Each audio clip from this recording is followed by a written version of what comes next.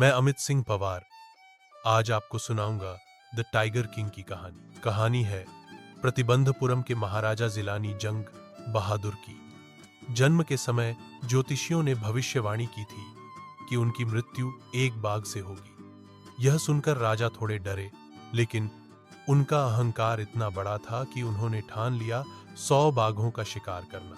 राजा ने पहला बाघ केवल 10 वर्ष की उम्र में मारा। इसके बाद उन्होंने 70 बाघों का शिकार पूरा करने में 10 साल का समय लगाया। अब बचे थे केवल 30 बाघ। राज्य में अब बाघ नहीं बचे थे, इसलिए राजा के दीवान ने उनके पड़ोसी राज्य की राजकुमारी से विवाह करवाया ताकि बचे हुए बाघों का शिकार सुनिश्चित हो सके।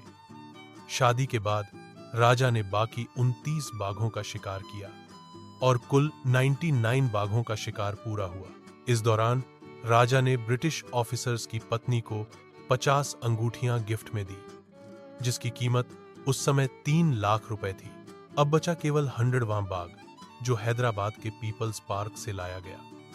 राजा ने सोचा कि यह बाघ वह खुद मारेगा, लेकिन सच्चाई यह थी कि सैनिकों ने उस बाघ को मार डाला और राजा को इस बात की जानकारी नहीं दी गई। राजा को लगा कि उसने ही 100वां बाघ मारा। सबसे रोमांचक मोड़ आया जब राजा अपने बेटे के तीसरे जन्मदिन पर लकड़ी का बाघ का खिलौना लाया। वह खिलौना खोलते समय राजा के हाथ में चोट लगी और इसके कारण संक्रमण फैल गया।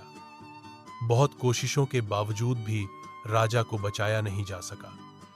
यही वह मोड़ था जहां राजा की मृत्यु हो गई और कहानी का अंत हुआ। कहानी से सीख: अत्यधिक अहंकार और लालच विनाश लाते हैं, जबकि विवेक, संतुलन और करुणा हमारी असली ताकत है। तो मित्रों, यह थी कहानी the tiger king, presented by sentry for Hathras.